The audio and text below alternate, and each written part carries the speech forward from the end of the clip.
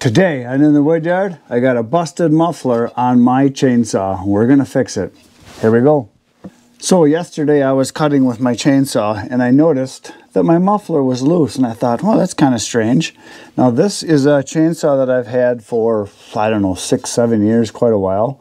It is a Husqvarna 576 XP, and the one right next to it right here is also a 576 XP. And the reason that I'm doing this video is not so much to show you how I'm going to fix the muffler, which will be interesting, but to talk about why you want to have similar chainsaws. So a lot of guys will buy, 4 or 5 different versions of a particular brand because they want to have a big saw, an everyday saw, a backup for their everyday saw, and then maybe a smaller limbing saw, or maybe even a top handle saw. So they get different sizes, which is great. Nothing wrong with that at all. But I do production work with my saws. I wouldn't say that I'm huge production, but I cut hundreds of cords of wood a year, and I want my saws to work for me. And I want them to be fairly similar because I have found the size of saws that I like are the professional saws that are the 70 cc's to 80 cc size saws. I want them to be a little bit bigger. I used to have smaller saws and they just couldn't do the production that I want them to do. So listening to my brother Ken, who is the expert, he said, put away the weenie saw, sell it, get rid of it, and get a real saw. So I bought my first 576 XP, I don't know, like 8-9 years ago, something like that. And that is this one right here. And then after I ran this one for probably 2 years, along with a 455 Rancher, I discovered that I needed another saw because I hardly ever used my 455 Rancher because it was just so small and didn't have the power and no speed. Yeah, it's a nice light saw. And for a homeowner, there's nothing wrong with it. It's a real nice saw if you're going to cut a little bit of wood. But I want to cut a lot of wood. So I bought another one. I bought this one, the other second 576, because I wanted to keep similar saws, which was great. And they worked great. But then this one here, I puked. I ran it so much and I would start it cold and just run it and it lost compression. So what's nice about having the two saws, and that's the whole meaning of this little chit chat we're having here, is that you can take parts from one saw and put it on another if one saw dies. I thought I could sell this one when I took it and I was going to trade it in when I bought 2 new 572 saws that are sitting right over there. I got 2 of those also. And they quit making the 576. So I pretty much had to step over to the 572s because the 576s were being discontinued, which is why a lot of pro loggers will run the same saw all the time. One of the all-time favorites in the Husqvarna brand is the 372. Excellent saw. It's a real workhorse. It's not a real expensive saw. You can get them for what, $700-800, somewhere in that range. They just work. They're an excellent saw, and that's what my brother Ken has. I think he has 4 or 5 of them, and a lot of loggers will buy that size saw. It's not too big, not too small, runs great, plenty of power, and they get similar saws so that when one dies, they can take parts from that one, they cannibalize it, and transfer it to the other saws, which is what I have done with my 2 saws that I have. Now, this old 576, I've taken nuts off, I've taken the sprocket off, I've taken part of the handlebar off, I've taken, what else? Oh, I switched out the covers because this is the cover that was on the old one, and then I smashed this one. It's got a big crack in it, so I switched covers. And then yesterday, when I was cutting, I noticed that my muffler was loose. Now, about a year ago, there's these 2 little pipes that go into the muffler that come out the back. That's where it actually takes some of the exhaust and compression and noise away. It's a little muffler is what it is. Now, I know some guys run different types of mufflers. That's fine. I don't. This is what I have on mine and it works. But, so I lost one of these tubes I noticed about, a few months ago. Maybe 4 or 5 months ago, one of these tubes broke loose because I was grinding it in, into the wood when you're cutting, and it popped out and it was hanging there, so I just ripped it out. So I lost my. It became louder, obviously, because you're losing some of the muffler and noise detention, retention, whatever you would call it. And so it worked fine. But then I noticed yesterday or 2 days ago, I was cutting and it was loose. And I went, why the heck is it loose? Well, one of the bolts was missing, so I knew that was part of it. And so I put the bolt on. It was still kind of loose, and I couldn't, it dawned on me that the back part had a problem. That's the back. This is the part that goes into the actual block, the head of the saw, and there's a tube just like this on both sides that a bolt goes in, and then it is screwed into, I'll show you on this one, the bolts come out like this and they're screwed into the back, or to the front of the power head, and there's a gasket on here, it goes on, and so this was just basically broke. It got hot and from me reefing on it and cutting, and so it was busted loose, and that's why it was hanging there loose. So I thought, well, I've got another muffler, and to buy a replacement muffler, I'm just going to guess. I'm not sure, but I'm guessing it's probably going to be 40, 50 bucks. I'm sure some of you will know. I don't know. I have never had to buy one, but I just know that the parts aren't cheap. So what I did, of course, is I took the muffler off of my old 576, and I'm going to now put it on my not new. I've had it 4 or 5 years, 576. Now you probably notice, if you look closely, this is what your chain brake is supposed to look like, this plasticky thing right here. Well, the one right here, you can see I got a bunch of wire and a bunch of epoxy on there because I busted that one. I think that's the 3rd time I've busted it. And this last time I broke it in a way that I was able to epoxy it and put this wire on. I drilled some holes, and it's been working fine for a couple of years like that now. But when this one breaks again, because it does happen occasionally, I have had to replace those, and it's usually over $100 to get it replaced. I don't want to do that anymore. So I have this one now that I can use. I can take off and transfer to this one when this one breaks to where I can't fix it anymore. And so I just keep my old saws for replacement parts. So now I am going to put this new old / muffler onto my newer saw. So we're going to do that right now. So I'm going to show you the comparison. This is the newer one. You can see this is all solid and everything, and here's the old one. It's got a crack all the way through here where it's where the part of the back of it right here where the bolt goes in is actually broke right away. This one's broke right away, and that's what it's supposed to look like, so you can see the difference between the two. And the bolts that are inside of here, the way it works is you use an Allen wrench down inside of it, and then this is the part that then screws in to the head of the power block, power head. And there's a gasket like this that goes over, and it's like a heat protection plate. There's a gasket right here, and then this plate that goes over it, and that goes to the inside. And the old one looks like this. This is what came off. Parts and pieces. So it's kind of nasty. The heat plate is still good, but the gasket part where it attaches is just all in pieces. It came apart. Here's the rest of it. So that was all broke, along with this tube being gone and the cracks all the way through. So it's toast. And so I get to throw this one out, and we're going to put this new old one on right now. So first I'm going to start by saying I am not a mechanic, and I do not play one on TV. I'm just a guy that figures stuff out kind of the hard way sometimes. There might be an easier way to do this. There's probably a better way to do this. The best way probably is just to take it to the repair shop and let somebody that knows what they're doing do it. But I figured it out. I kind of pulled the other one off, pulled the new one, the old new one off, and this is what it looks like up inside of there.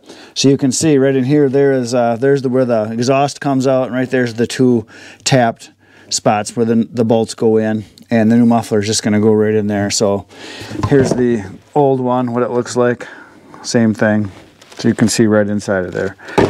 So there it is, and now I am going to replace it. We're going to slide it up inside of there. So here's what I've discovered. I did a little playing around, and if I can get the camera in close enough here, but the hard part is when you've got to get these bolts into the hole, you have to put the whole thing on all at one time. You have to slide it on there, you have to slide this in, and then you have to try to hit those holes, and you have to line up this plate and the gasket all at the same time, and there's really no way to get in there. So what I found works is to use a little tool I have here. See if I can find it. Here it is.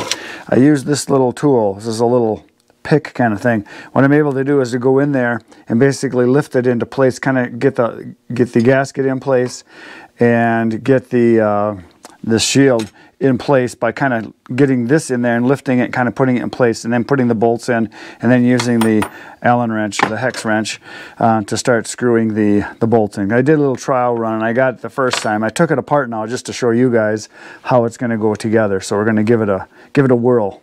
My difficulty factor has now just gone up about 3 times because I have to reach around the camera while I'm trying to slide this whole thing in here. So there you can see the bolts are sticking out, and what I'm going to do is I'm going to take, I got to back this up so you guys can see here. I'm going to take the plate, put the plate on like this, see if I can line it up, and then I'm going to put the gasket on like this. And I gotta be careful because these bolts are just sitting inside of there. They can slide right out of there, no problem.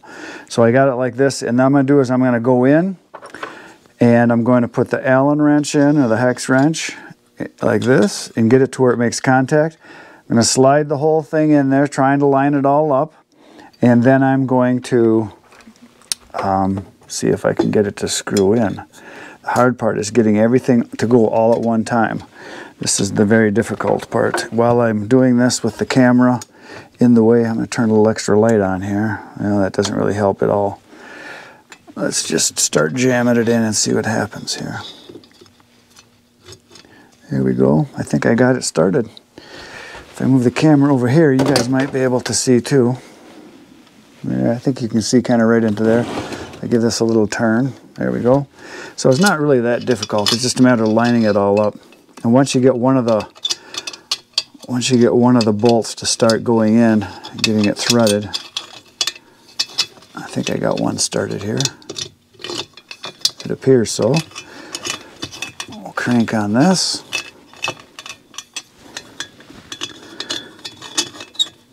So I think I got the one pretty good. So I'm just going to go part of the way, and then we're going to go to the second one. Just got to find it in there. There we go, I think I got it. From what I can see, it looks like it's going on.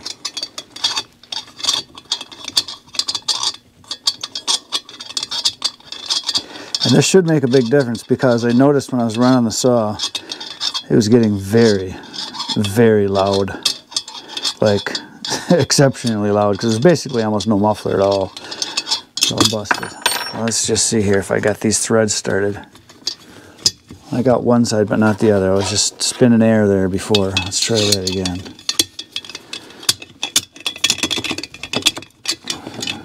It is not in the hole. There, I think I got it now.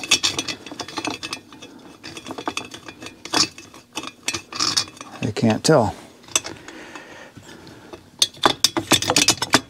Oh, I see the problem. I think. Oh, nope, I got it started. I thought maybe the gasket and that heat shield plate had dropped. There we go. Hard part is just getting the wrench into the top of the nut, the bolt. Right, that one's a little snug. I don't want to go too tight. And we're going to go on this one until we start to get snug. Huh. That appears to be getting snug. I'll go to this side again.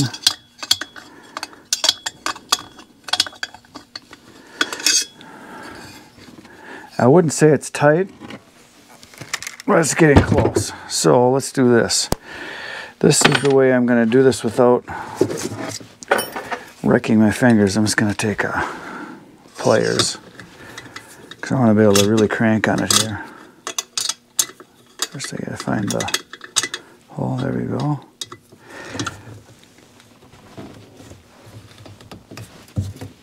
There we go. That one's tight. And we'll get this one.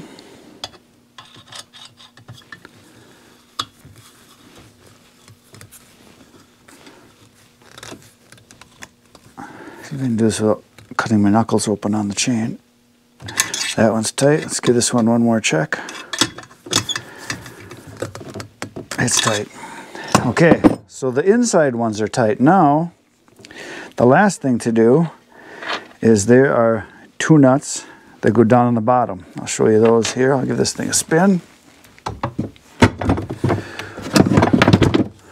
Well, let's go over it here, actually. So they go there and there. So these are pretty easy. And this was the one that I noticed was missing the other day when I was cutting. And I have lost these before, and like my brother Ken says, you gotta check your nuts. Because occasionally you can have a loose nut. And loose nuts are dangerous. Let's see if I can get this started just with my fingers here. Well, I'm just gonna sit there. And it's the same size hex here.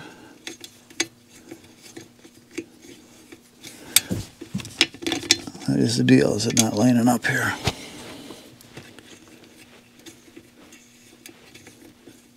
Get in the hole. Huh. Okay, we'll skip that one. We'll go to this one, because this one I know is started already. There we go.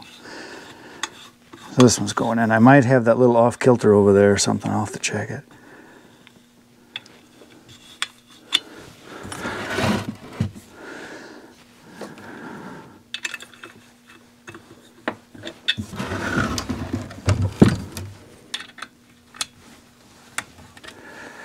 Unfortunately, I can't get enough grip on this thing. Well, I do have this. Let's switch over to this bad boy. I used that long one because I couldn't get into the tube, into this tube to get at it with this driver here. Here we go. Now it's going in.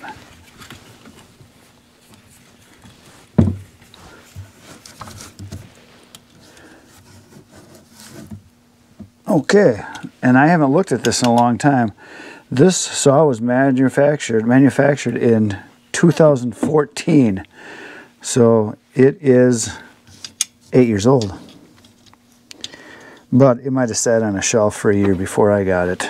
So I think I've had it for 7. That'd be my guess. There we go. Now I got this one started.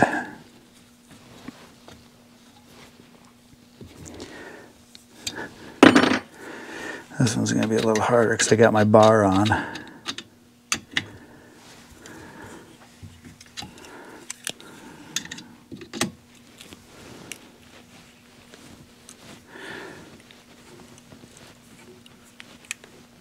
Going in slowly, and it's kind of snug. I must not have it lined up exact. Yeah, so I laid it over so I can get easier. So I laid it over on its side so I get easier access, because I got the bar on yet and the chain on yet. Because if I didn't have it, I'd be able to spin this thing all the way around, no problem. But it's getting there. I'm getting close. But yeah, these are pretty common nuts to have loosen up. The other ones that I find once in a while will loosen up are ones that hold the sides on. You have to check those once in a while, because there is a lot of vibration going on. It's a lot of violence in a small package in a chainsaw. You got a lot of RPMs, a lot of horsepower, a lot of vibrations, and your nuts can get loose.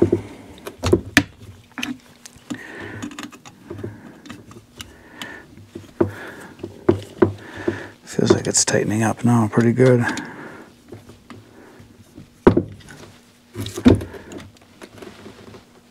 Yep, it is tight. Very tight. There we go. Okay, and this is one of the spares because I had some on the old one. So there it is. And I noticed this has got a little bit of a crack right here. I don't know if you guys can see that in the camera. I'll bring it up close so you can see it, but there's a little crack developing right there. That's no big deal. There, that is done. We're going to start it up and see how it sounds. So I got the cover put back on, I've got the new muffler on, and I was just picking up the pieces here, and so I had a couple spare nuts, bolts that were in the front on the other one, and so there's a couple extra ones here. One of the other things I replaced on this saw from the other one is I broke one of the anti-vibe attachments where it holds your engine blocks basically, so that all your vibration dampening goes on. I broke one of these a couple of years ago, and so I was able to take it from the old saw and put it on here. I've taken off air filters, switched those out. These clips that go on the side to hold the cover on, I've broke these before, and I've taken those from the other saw and put it on here. So all these little bits and pieces are all things that would cost you money. And by having the same saw, you're able to swap parts out like that. When, especially if you have 4 or 5 of them, if you're out in the field cutting, say you bend a bar or something, you have a tree fall on it, or like I had happen, you smash the whole thing, you grab one of your other saws and you start cutting again. So having multiple saws is huge, huge. Plus it gives your saws a break, lets them cool off so they're not getting too hot. So now we're gonna go start this baby up and see how she sounds. Here we go.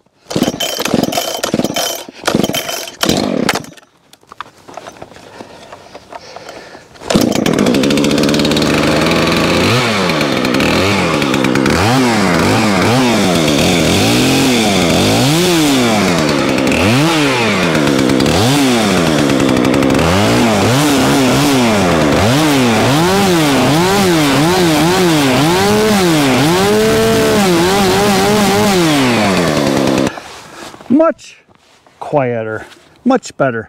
So my cobble job worked. It is together. She's ready to rip, rock and roll and rip again. I'm gonna go sharpen them up now, and I think you'll be ready to cut tomorrow. So that's the plan. So that's it for today, folks. Thanks for being here. You know what to do. Hit the buttons, hit the like, subscribe, share, all that good stuff. Tomorrow I'm gonna be back in the wood yard. You should come back. It'll be fun. Between now and then, get outside, get cutting. Good night, everybody.